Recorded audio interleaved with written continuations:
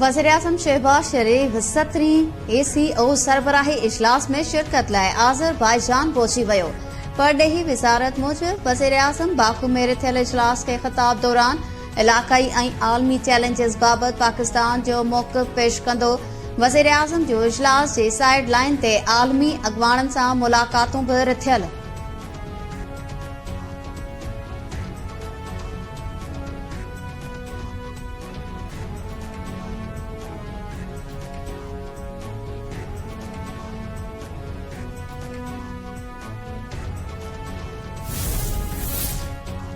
खैबर पख्तूनख्वा हुकूमत के राण लाइ बेएतमादी रिथ आणण जा सांभाहा।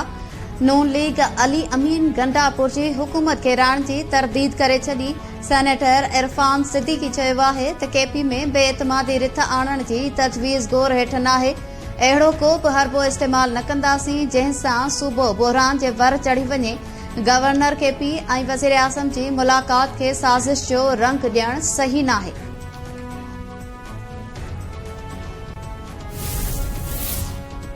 खैबर पख्तूनख्वा जे गवर्नर जी एतिरी हैसियत नाहे जो मुंहिंजी हुकूमत केराए सघे। फैसल करीम कुंडी केपी में काउंसलर जी सीट बि नथो खटे सघे। केपी जे वॾे वज़ीर अली अमीन गंडापुर पिशावर में मीडिया सां ॻाल्हाईंदे चयो आहे त सवात वाक़े जी इंक्वायरी हली रही आहे। जेको बि गफ़लत में मुलविज़ निकितो कार्रवाई कंदासीं।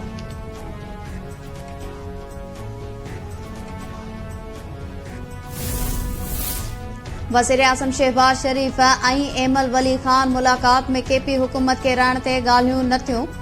अवामी नेशनल पार्टी केपी हुकूमत के राण वारे अमल जो हिस्सो न थींदी। तर्जुमान ANP जी वज़ाहत इंजीनियर एहसानुल्लाह चयो त जमहूरी माण्हू आहियूं, गैर जमहूरी अमल जो हिस्सो न थींदासीं।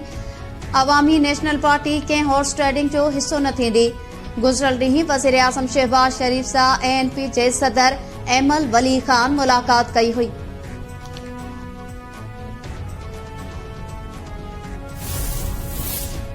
ईरान ऐं इसराइल विच में जंगबंदी पुठियां बि वरदी आहे। ॿिन्ही मुल्कनि विच में जंगबंदीअ लाइ वज़ीर-ए-आज़म शहबाज शरीफ जो वॾो किरदारु आहे।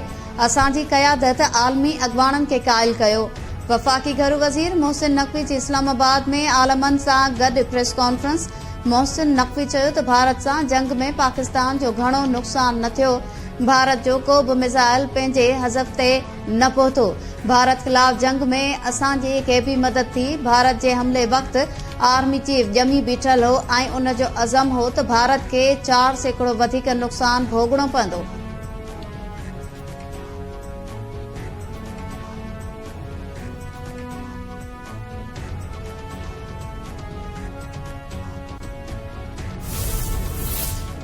पाकिस्तान के पोलियो खां फ्री बणाइण ऐं हर ॿार खे मुज़ी मर्ज़ खां बचाइण लाइ पुरअज़म आहियूं।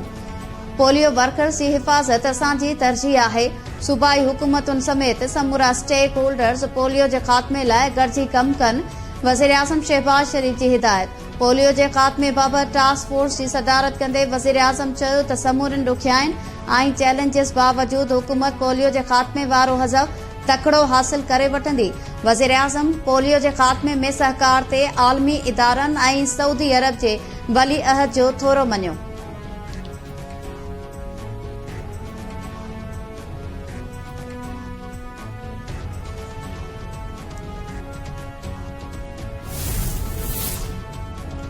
पघारुनि में वाध वारे मामले ते क़ौमी असेंबली जो स्पीकर अयाज़ सादिक़ ऐं दिफ़ा वारो वज़ीर ख्वाजा आसिफ आमो साम्हूं। अयाज़ सादिक़ ख्वाजा आसिफ जे मुसलसल तनक़ीद खां पोइ वज़ीर-ए-आज़म खे ख़त लिखी छॾियो। अयाज़ सादिक़ चयो त पघारूं वधाइण जो फ़ैसिलो वज़ीर-ए-आज़म ऐं काबीना जो हो। मुंहिंजो हिन मामले सां को वास्तो नाहे। पघारुनि में वाध वारो मामलो वज़ीर-ए-आज़म ते छॾियां थो, भले मुंहिंजी पघार न वधाई वञे।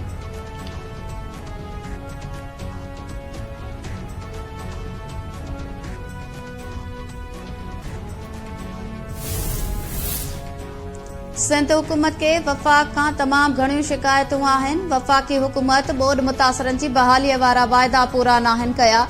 सिंध हुकूमत आलमी बैंक सां गॾिजी ॿोॾ मुतासिरनि जी बहालीअ लाइ कमु करे रही आहे। सीनियर वज़ीर शर्जील इनाम मेमून चयो आहे त इल्ज़ाम लॻाईंदड़ अॼु ताईं कुझु बि नाहे कयो, रुगो प्रोपेगंडा कंदा आहिनि। अली अमीन गंडापुर खे अपोज़िशन जी ज़रूरत नाहे। बानी पीटीआई पंहिंजे माण्हुनि जे करे ई जेल में आहे।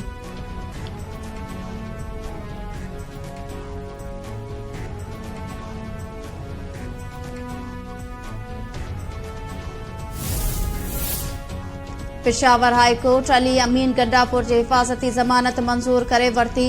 केपी जे वॾे वज़ीर खे 23 सेप्टेम्बर ताईं गिरफ़्तार न करण जो हुकुम।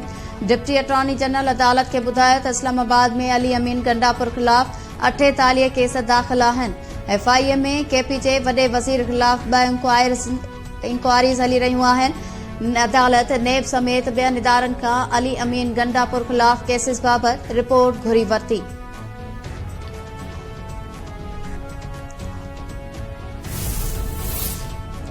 Chairman joint chief of staff committee general Sahir Shamshad Mirza सां ॾखण अफ्रीकी एयरफोर्स जे सरबराह जी मुलाक़ात। गॾियल दिलचस्पीअ वारनि मामलनि ते ख़यालनि जी ॾे वठि कई वई। ISPR मूजिब जनरल साहिर शमशाद ख़िते में सिक्योरिटी जी सूरतहाल ते पाकिस्तान जो मौक़िफ़ पेश कयो ऐं इलाक़ाई तोड़े अमन ऐं इस्तेहकाम लाइ पाकिस्तान जे क़ुर्बानियुनि ऐं कोशिशुनि खे उजागर कयो। अफ्रीकी फ़ौजी सरबराह पाक फ़ौज जे पेशेवराणी सलाहियतुनि जी वाखाण कई। दहशतगर्दी ख़िलाफ़ जंग में पाक फ़ौज जे क़ुर्बानियुनि खे बि तस्लीम कयो।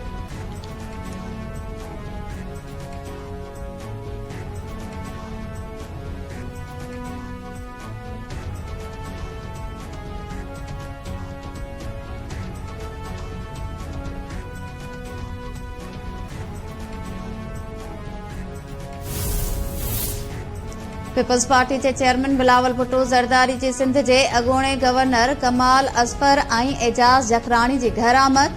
बिलावल भुट्टो ज़रदारी अॻूणे गवर्नर कमाल असफर जे लाॾाणे ते संदसि वारसनि सां ताज़ियत कई।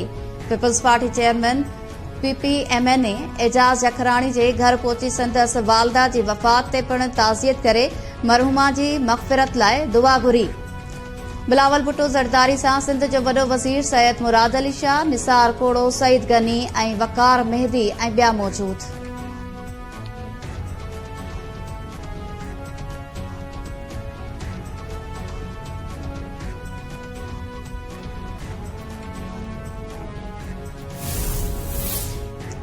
कराची जे इलाइक़े मोमनाबाद में गुज़िरियल राति 3 ॼणनि जे मारिजण वारे वाक़े जा CCTV फुटेज साम्हूं अची विया।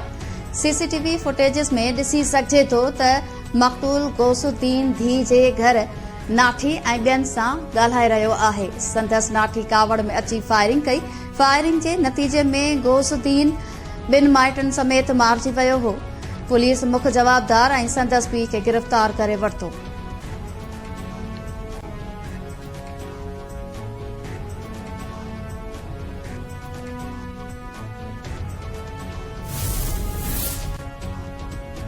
कराची समेत सिंध जे केतिरनि शहरनि में अॼु खां 5 जुलाई ताईं बरसात जो इम्कान।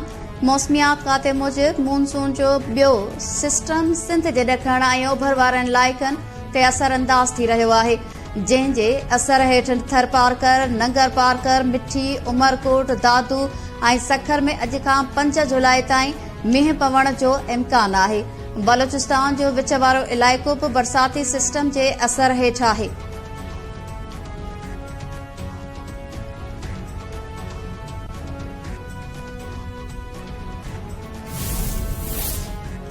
पीपल्स पार्टी MP जाम मेहताब ॾहर ते हमले वारे केस में अॻूणे MP शहरियार शहर ऐं संदसि पुट जी ज़मानत मंज़ूर।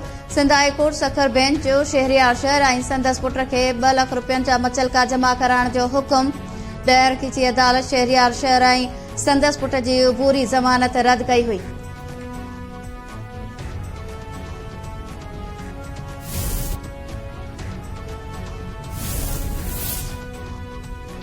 IBHS पास उम्मीदवारनि जो ऑफर ऑर्डर न मिलण ख़िलाफ़ 11 ॾींहं बि कराची प्रेस क्लब ॿाहिरां एहतजाज जारी।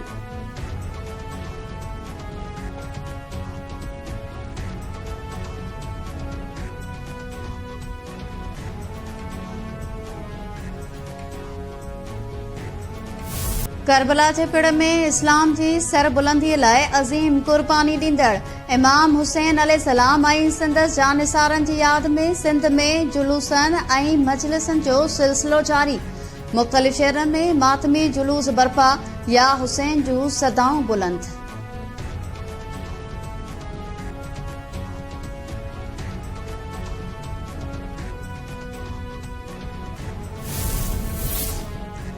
घोसपुर भरिसां बहलकाणी ऐं जाफरी प्राथरी जे ॿिनि धुरनि में झेड़ो, नौजवान क़तल।